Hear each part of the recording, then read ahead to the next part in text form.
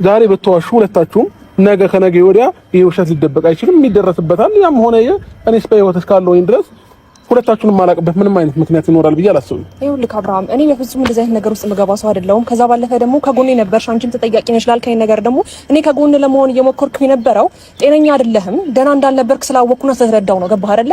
ይሄኛው አሁን የታመመውን አብርሃም ጤነኛ ነው ብዬ መቀበል ስለከበረኝ ነው ከጎን የቆምኩት እንጂ በፍጹም ምንም ነገር አስቤ አይደለም። ገባህ አይደለ? ከዛ ባለፈ ደግሞ ህይወቴን ሀብዬ ጀምራለሁ፣ በስትክክል እየመራው ነው። አሁን ህይወቴን ጀምራለሁ፣ በስትክክል ራሴ መምራት ባለብኝ በኩል እመራለሁ ያልከው ከሷ ጋር ህይወትን ፈተህ ከኔ ጋር ህይወትን ጀምረህ ነበር አብርሃም። ይሄንስ ወደ በኋላ መለስ ብላ አላየኸውም ነው? ሄርሜላ አንድ ነገር ልንገርሽ አይደለ? እኔ ከቅርብ ጊዜ ጀምሮ ምን እየተፈጠረ እንደነበረ ምንም ማስታወሰው ነገር የለም። እያንዳንዱን ነገር እየነገርኩሽ ነው። ቡዜ ነግራኛለች፣ አጠገቤ ነበረች። ከዛም በኋላ ደግሞ ቪዲዮዎችን ወደ ኋላ መለስ ብዬ እያየሁኝ ነበር። እያንዳንዱ የሚደረገውን ነገር ግን እኔ ማውቀው ታሪክ የለም። ስለዚህ ለዚህ ነገር ደግሞ ተጠያቂ ናችሁ። እሺ እኔ ደግሞ ነገሮችን ላስረዳህ ሬዲ ነኝ። ገባህ አይደለ? በመጀመሪያ ደረጃ አንተ ከሷ ጋር ከተለያየ በኋላ ባፍንጬ ይውጣ ያለችው ሰውዬ እንዴት ነው በአንድ ቀን እንደዛ የምትመለሱት? ሽማግሌ ሳይገባበት ኦር ሰምቲንግ ወይ ሽማግሌ ፈርታው ነው ወይም ደግሞ የሆነ ነገር እናስቀድማለን ካልተባለ በቃ እሷ ባፍንጬ ይውጣ ያልከውን እንደዛ ስታንቋሽ የነበረችው ሴትዮ እንዴት ነው በአንዴ ልትመለስ የምትችለው? እዚህ ጋር ስታስመስል አሁንም ደግሞ ጤነኛ አይደል? ስታስመስል እንደዚህ መቀበል የለብህም። አታስመስል ሩታ። በጣም ልትንገበገብሽ ነው። በደንብ ነው የምንገበገበው። አታስመስይ፣ ራስሽን እንደ ጥሩ ሰው አትይ። ስለዚህ እዚህ ጋር ህይወትክ ላይ ነገሮችን ያውልሽ እኔ በጣም ጥሩ ሰው ነኝ። ምክንያቱም የልጅ አባት አንድ ነገር እንደሆነ አልፈልግም፣ እንዲጎዳ አልፈልግም። መጉዳት ወይም ደግሞ መጥፎ ሰው ሆኖ ኖሮ መጥፎነቴን ካንቺ ነበር ጀምሬ ማሳይሽ። ምክንያቱም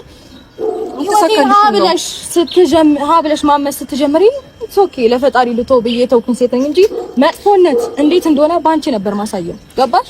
አሁን የሁለታችሁ ክርክር አይደለም ዋናው ነጻፈልሽ ነው ሩታ። ኔቨር ተረጋግታችሁ ነገሮችን ለማስተካከል ሞክሩ። የተሳካልሽ አብርሃም ላይ ነው። የተሳካልሽ አብርሃም ላይ ነው ስለተውኩሽ ነው እንጂ ምንም ነገር ለማድረግ አብርሃም ላይ ነው የተሳካልሽ። እኔ ጋር ልደርሽ አይደለም። ገባሽ አይደለ? እሱ ነው አብርሃም ግን የልጅ አባት እንዴ ነው የቀጠለው አብርሽ። እንዴ አይነት ነገር ያው እንዴ ነበር።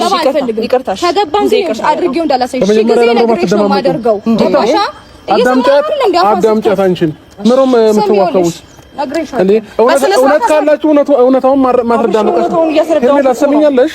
እዚህ ጋር መዋከብ አይጠበቅባችሁም ሁለታችሁም። የእናንተን ክርክር ላዳምጥ አይደለም እዚህ ጋር የመጣሁት። እሺ አለቀ በቃ። ማውራት የምትፈልጊውን ነገር ታይም እሰጥሻለሁ፣ አውሪ። ማውራት የምትፈልጊውን ነገር አንቺ ማውራት ትችያለሽ። የእናንተን ክርክር የምሰማበት ታይም የለኝም። ገብቶኛል። ግን እኔ ጭራሽ እንደዚህ አይነት ጥርጣሬ ውስጥ መግባት የነበረብኝ ሰው ስላልሆንኩኝ ነው በጣም የተናደድኩት። በጣም ይቅርታ አስደብሬ ከሆነ ወይም ደግሞ እላፊ ቃል ከተናገርኩ በጣም ይቅርታ። ግን ደግሞ ነገሮችን ወደ ኋላ ብለን መለስ ብለህ ካስተውል እኛ ጊዜ እንሰጥሃለን፣ ምንም ችግር የለውም። ገባህ አይደል አብርሃም? ደህና ነበርክ፣ ጤነኛ ነበርክ። ስለዚህ አሁን ከጎኔ አንቺም አለሽበት ሳይሆን እኔ እንጃ ለእንደዚህ አይነት ነገር ተጠያቂ ዋና እሷ ናት ብዬ ነው የማስበው። እንደገና ደግሞ አሁን ለጠየቁ ጥያቄ እሺ መልሳለህ። የተፋታችሁን ሰው ወይ በሽማግሌ ወይ በሆነ ነገር ነው እንጂ እንዲህ በአንድ ቀን እሷን ካገኘ በኋላ ነው አይደል እንዴ እሱን ቪዲዮ አላየህም? ፍዝዝ ያልከው። ስለዚህ እዚህ ነገር ውስጥ እንዴት ይገባ ይችላል? ከዛ እሷን እየመረጥክ እንዴት ይሄ ነገር ለኔ ሊመቸኝ ይችላል? እንዴት ልቀበለው እችላለሁ? አብርሃም እንዴት እንደዚህ አይነት ነገር ውስጥ እኔን ታስገባኛለህ? እንግዲህ ምንም ማድረግ አይቻልም። ምን እኔን ስለመረጠውም ደግሞ ከኔ ጋር ሊሆን ስለነበረ ከደበረሽ ይደብርሻል። ሜቢ ነገር እሱ ደብሮታል።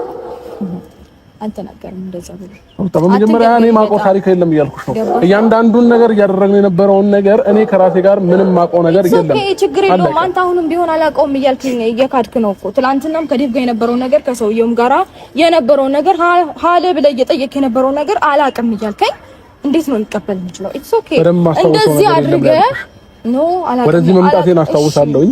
ግን እያንዳንዱን ነገር ማውቀው ታሪክ የለም እያልኩ ችግር የለውም። ነገር ግን እያንዳንዱን ነገር ባታውቀው እንደ ያለፈውን ነገር እያነሳ የምትጠይቀው ለምን እንወሻሻለን? አሃ እዚህ ጋር እኮ እንደዚህ ነው እንደዛ ነው ተብላ ኦልሬዲ አንተ የሆነ ነገር ተብለ ተጭኖብህ የመጣ ነገር አለ። ያንን ባክግራውንድ አድርገህ ነው አሁን እኔ ላይ ሪፍሌክት ያደረክ ያለው።